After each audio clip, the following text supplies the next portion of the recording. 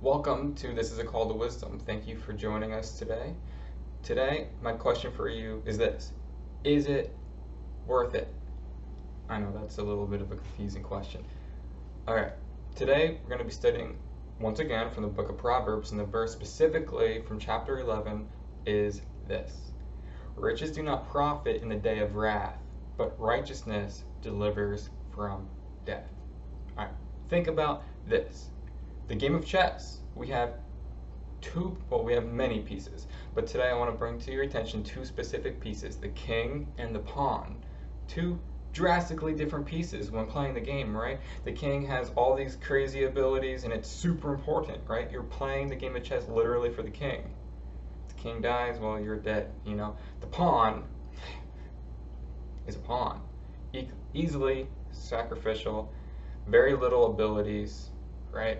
But here's the thing, at the end of the game, both pieces, regardless of how important they are during the game, are put away in the same box. Think about it. The same exact box at the end of the game. The same thing for both of them. So, is it worth it? In our society, we tend to give people their value depending on their wealth and their status, don't we? We consider the wealthy being more important if the man is very wealthy and important compared to a homeless person, for example. Alright? Wealthy, poor.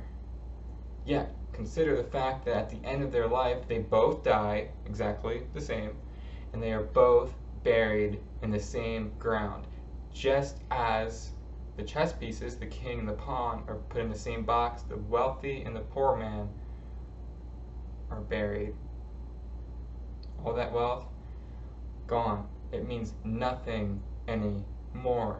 Do you get what I'm saying? And so my question for you is it worth it? Is the money and the success, is striving for all those things worth it if at the end of your life it means nothing?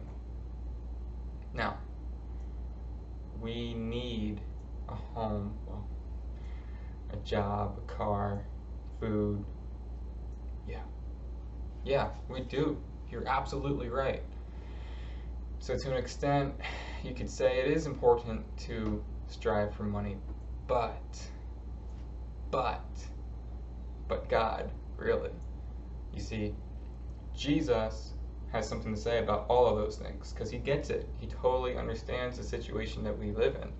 But he says this: but seek first the kingdom of God and his righteousness, and all these things will be added to you. You see, God is the creator or the owner of all things. And he is saying, if you seek me first, I'll provide those things. You don't have to strive for them. You don't have to spend your life toiling for them. I'll just give them to you because I know what you need and I have more ability than anybody to give them to you. You get what I'm saying? So what do you want to spend your life doing? Striving for success? Or living a life worth living? That's the question that you need to seriously sit down and ask yourself.